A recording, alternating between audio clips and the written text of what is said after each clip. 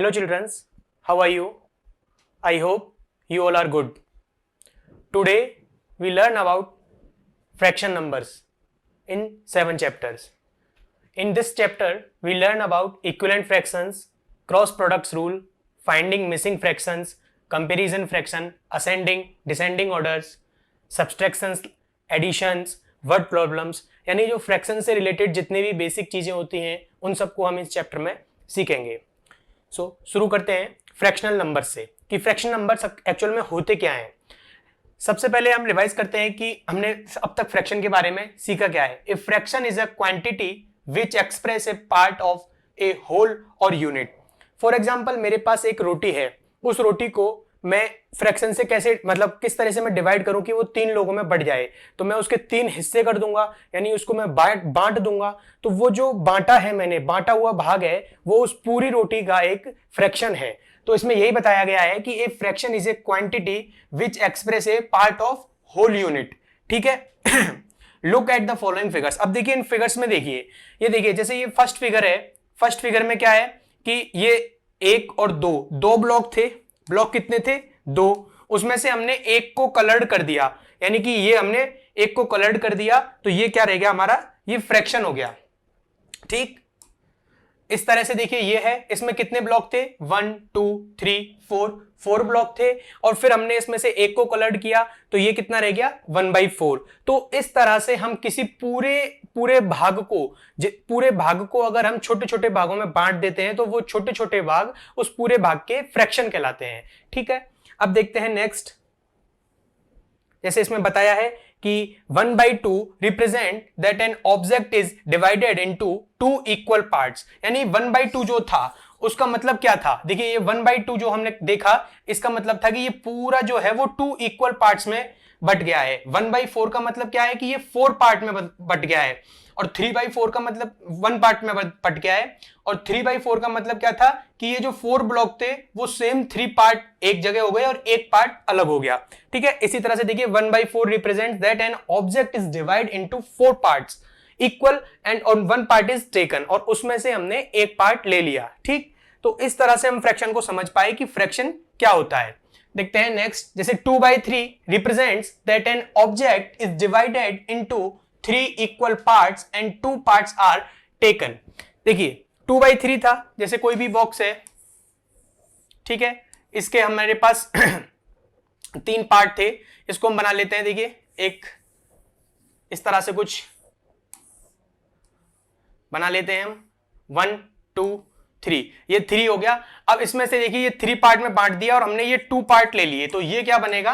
2/3 बन जाएगा. ठीक. इसी तरह से हम देखते हैं कि 5/6 किसको रिप्रेजेंट करता है कि 5/6 represents that an object is divided into 6 equal parts. यानी कि 6 इक्वल पार्ट में एक ऑब्जेक्ट डिवाइड होगा और उसमें से हम 5/5 पार्ट्स ले लेंगे. ठीक है. तो ईच फ्रैक्शन हैज 2 नंबर्स. अब प्रत्येक फ्रैक्शन में 2 नंबर होते हैं. एक होता है न्यूमिनेटर, एक होता है डिनोमिनेटर. ऊपर जो डिजिट लिखी हुई होती है, लाइन के ऊपर जो डिजिट है वो न्यूमिनेटर होती है, लाइन के नीचे जो डिजिट है वो डिनोमिनेटर होती है. ठीक है. हिंदी में इसको कहेंगे अंश, इसको कहेंगे हर. ठीक. अब जैसे एग्जांपल देखते हैं 6/9. Here 6 is numerator and 9 is denominator. 7/11, 7/11, 7/11. So 7 is numerator and 11 is denominator. How to read a fractional number? अब देखिए अब हम इस fractional number को कैसे पढ़ेंगे. अभी जब मैं बोल रहा हूं कि 6/9 तो ये मैं इसको पढ़ रहा हूं, तो इसको पढ़ने के लिए क्या करते हैं? देखिए 1/2 is read as 1/2. इसको हम हाफ भी पढ़ सकते हैं या फिर हम पढ़ सकते हैं 1/2. इस वाले साइन को हम बाई बोल सकते हैं, यानी कि डिवाइड कर रहे हैं हम इसको. 2/7 देखते हैं, तो ये कितना है? 2/7 इज रीड एज 2 sevens, यानी कि 7 का 2वां हिस्सा. ठीक है. 2/7. 1/3 इज रीड बाई 1/3. ये जो है वो 3 में से एक को लिया है, तो ये हो जाएगा 1/3 और 1/3 इसको पढ़ सकते हैं. इसी तरह से इसको 2/3, इसको 3/4, इसको 1/6 और इसको 1/4 पढ़ सकते हैं. ठीक. इसी के बेस पर हमारी एक एक्सरसाइज है 7.1, उसको हम करके देखते हैं. Let's do the exercise 7.1. 7.1 exercise में जो फर्स्ट क्वेश्चन है उसमें हमको फ्रैक्शनल को लिखना है। देखिए question number 1, right the fractional number for the shaded portion in each of the following. अब हमें कुछ शेड दिए हुए हैं, कुछ फिगर्स दिए हुए हैं, उसमें हमें जो कलर्ड है, जो कि शेडेड पोर्शन है, उसके अकॉर्डिंग हमें इसमें से लिखना है कि भाई ये फ्रैक्शन कितना बनेगा। देखिए इसमें देखिए ब्लॉक कितने हैं, ब्लॉक काउंट करूं मैं 1 ब्लॉक और 2 ब्लॉक, तो 2 तो डिनोमिनेटर में चला जाएगा। लेकिन इसमें कलर्ड कौन सा वाला है, कलर्ड तो केवल यही है, तो यानी कि 1/2 हो जाएगा। इसी तरह से देखिए ये कितने हैं इसमें ब्लॉक 2 3, तो ये तो क्वेश्चन 1 का हो जाएगा।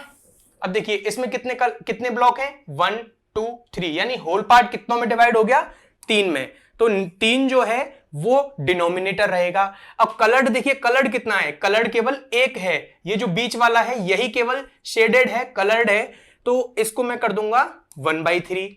इसी तरह से देखिए इसमें देखिए कितने पार्ट हैं 1 2 3 4, और कलर्ड कितना है 1, तो इसका हो जाएगा 1/4। सो इसी तरह से जो नेक्स्ट आगे के क्वेश्चंस हैं वो सॉल्व हो जाएंगे, आप उनको खुद करके देखेंगे।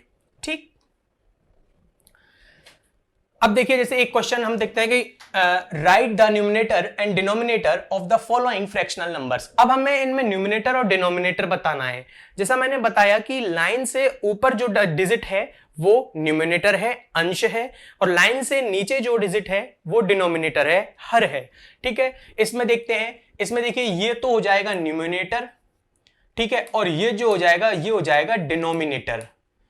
ठीक है, ऐसे ही ये वाले क्वेश्चन है 6/17, यहां पर 6 जो है वो तो हो जाएगा न्यूमिनेटर, ठीक, और 17 जो है वो हो जाएगा डिनोमिनेटर। तो ये इस तरह की के क्वेश्चन जो है वो सिंपली वे में सॉल्व हो सकते हैं न्यूमिनेटर और डिनोमिनेटर की पहचान करके। न्यूमिनेटर ऊपर वाला, डिनोमिनेटर नीचे वाला। ठीक, अब जैसे कि ये है कि हमें इसमें लिखना है कि right the fraction for each of the following. अब हमें इनका फ्रैक्शन बनाना है, हमें वर्ड में हमें दिया हुआ है क्वेश्चन, इसको हमें मैथमेटिकल रूप से हमें बताना है कि कितना बनेगा। जैसे क्वेश्चन 1 है 1/3 का मैंने बताया कि 3 पार्ट है, उसमें से एक लिया है, यानी ये 1/3 हो जाएगा। 2/7 यानी कि 7 पार्ट है, उसमें से 2 लिया है। तो इसी तरह से आगे के क्वेश्चंस हैं वो भी सॉर्ट आउट हो सकते हैं, सॉल्व हो सकते हैं, वो आप खुद करेंगे। हमारा नेक्स्ट टॉपिक जो है वो है इक्विवेलेंट फैक्टर्स, इक्विवेलेंट फ्रैक्शंस यानी कि जो बराबर होते हैं फ्रैक्शंस आपस में, यानी कि कुछ फ्रैक्शंस ऐसे होते हैं जो इक्वल हो सकते हैं अगर उनको थोड़ा शॉर्ट सॉल्व किया जाए। देखते हैं वो कैसे होता है। Look at the shaded portion of each of the following figures. ये कुछ फिगर्स दिए हुए हैं, उसमें शेडेड पोर्शन देखना है। देखिए ये पूरा एक है, इसको कितने पार्ट में डिवाइड किया था, 2 पार्ट में डिवाइड किया था, और उसमें से शेडेड कितना किया था, 1 पार्ट किया था, तो ये बना 1/2 शेडेड।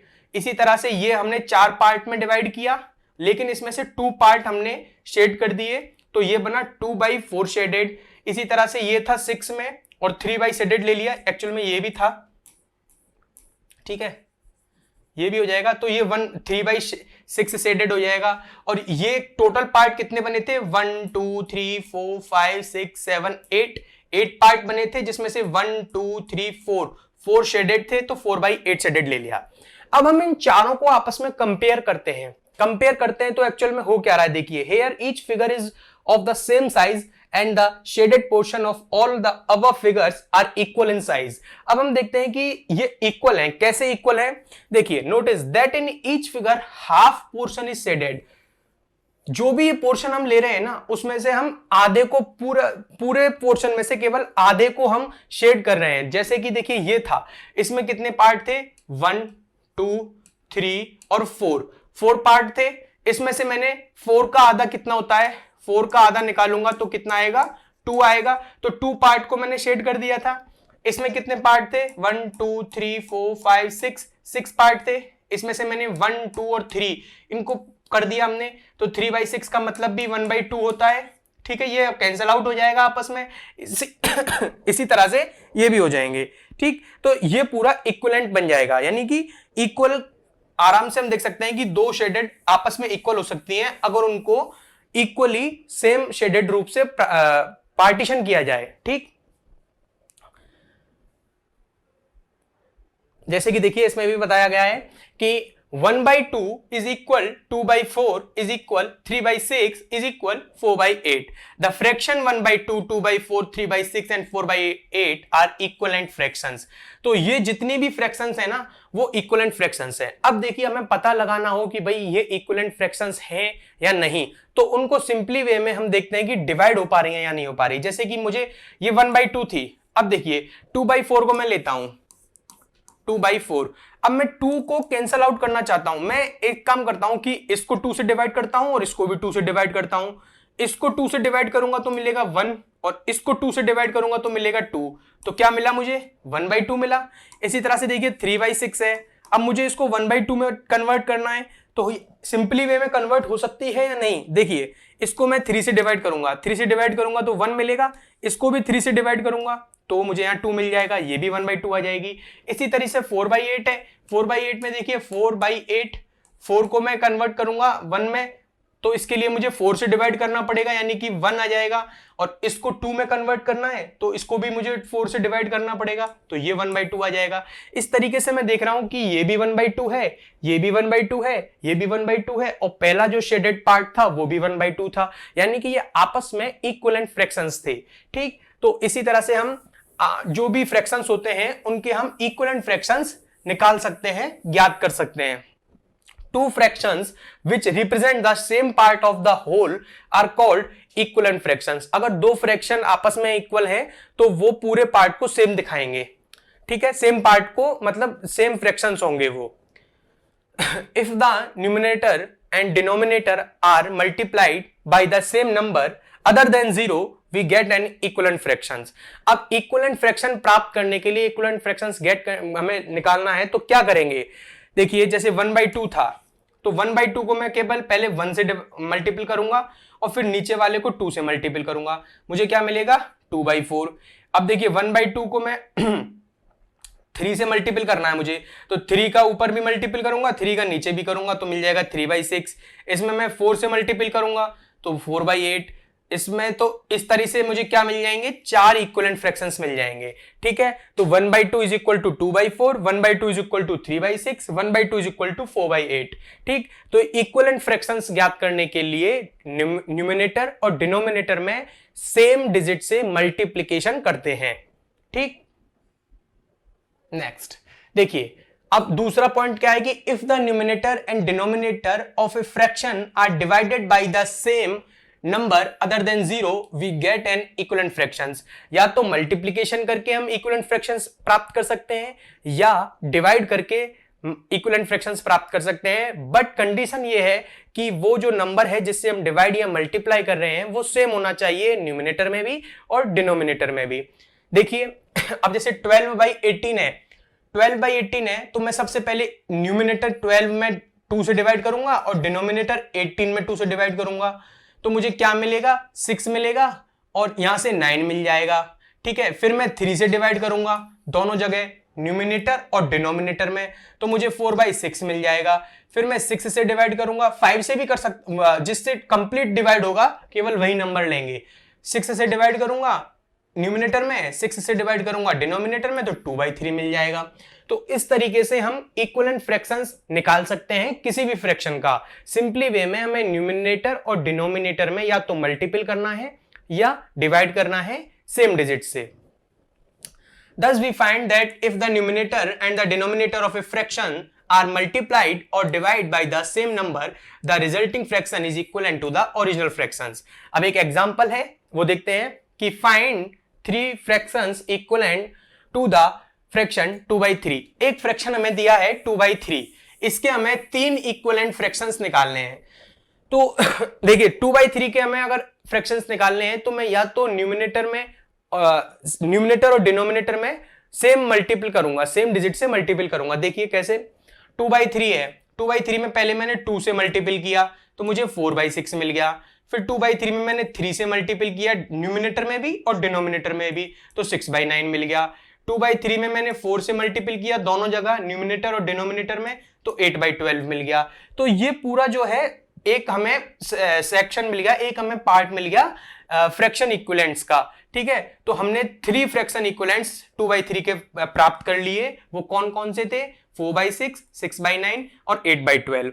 ठीक, तो इस तरीके से हमने सीखा कि किसी भी फ्रैक्शन के हम कैसे इक्विवेलेंट पार्ट निकाल सकते हैं, इक्विवेलेंट फ्रैक्शंस निकाल सकते हैं, ठीक है। तो इसी के बेस पे कुछ हैं, कुछ एक एग्जांपल है वो हम देखते हैं कि, और एक चीज इसमें क्रॉस प्रोडक्ट्स और होता है, cross product rule for checking the equivalent fractions. अब हमारा इक्वल फ्रैक्शंस जो है वो सही है या नहीं, उसके लिए हम क्रॉस प्रोडक्ट मेथड अपनाते हैं। देखिए कैसे, एग्जांपल 4 हम करके देखते हैं। आर 2/3 एंड 4/6 इक्विवेलेंट फ्रैक्शंस और नॉट। हमें देखना है कि ये दोनों इक्विवेलेंट फ्रैक्शंस है या नहीं है। सबसे पहले देखिए 2/3 में न्यूमिनेटर क्या है? 2/3 न्यूमिनेटर 2 और डिनोमिनेटर क्या है?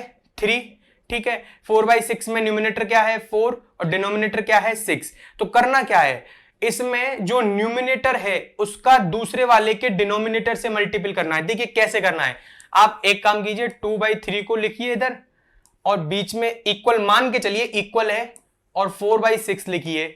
सो इसका मल्टीप्लीकेशन इससे करिए और इसका मल्टीप्लीकेशन इससे करिए, यानी कि 2 × 6 करिए, इक्वल का निशान चलने दीजिए, 3 × 4 करिए, क्या इक्वल आएगा? देखिए 2 6 12, 3 4 12, 12 यहां भी 12 मिला और यहां भी 12 मिला, तो ये दोनों इक्वल हैं, यानी कि हमें इसमें क्रॉस प्रोडक्ट करना है। देखिए क्रॉस प्रोडक्ट हुआ या नहीं हुआ? ये क्या था? न्यूमिनेटर पहले वाले का, और ये क्या था? डिनोमिनेटर दूसरे वाले का। ये क्या था? डिनोमिनेटर पहले वाले का, और ये क्या था? न्यूमिनेटर पहले वाले का। यानी कि क्रॉस प्रोडक्ट यानी कि क्रॉस मल्टीप्लीकेशन कर दिया हमने। क्रॉस मल्टीप्लीकेशन करने पर इक्वल आया, इक्वल आया तो ये इसका एक इक्विवेलेंट फ्रैक्शंस है। इस तरीके से हम पता लगा सकते हैं, ठीक है। जैसे कि हमने अभी एक एग्जांपल करके देखा था, देखिए ये एग्जांपल था, तो हमने इसको तो कर लिया कंप्लीट।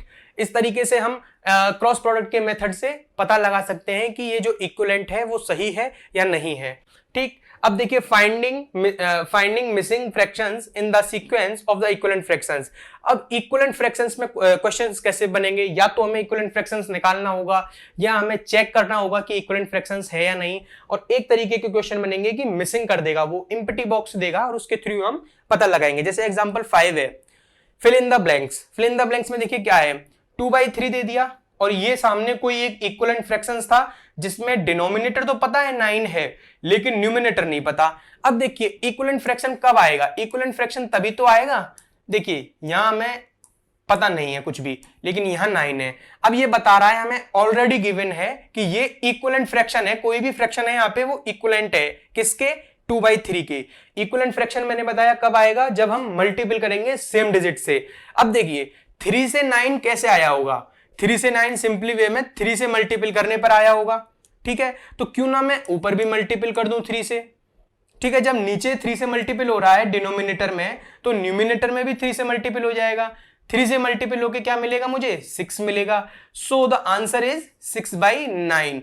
और इधर अपने पास जो फ्रैक्शंस था वो था 2/3। तो देखिए एक्सप्लेनेशन कैसे होगा, 9 हमें कैसे मिला? 3/3 करके। So multiply the numerator as well as the denominator, यानी कि न्यूमिनेटर का भी मल्टीप्लाई हम एक डिनोमिनेटर से जिस डिजिट से डिनोमिनेटर का मल्टीप्लाई किया है उसी डिजिट से न्यूमिनेटर का मल्टीप्लाई कर देंगे तो हमें मिसिंग डिजिट मिल जाएगी। सो इसके बेस पे जो क्वेश्चंस हैं वो हम नेक्स्ट वीडियो में देखेंगे। Thank you.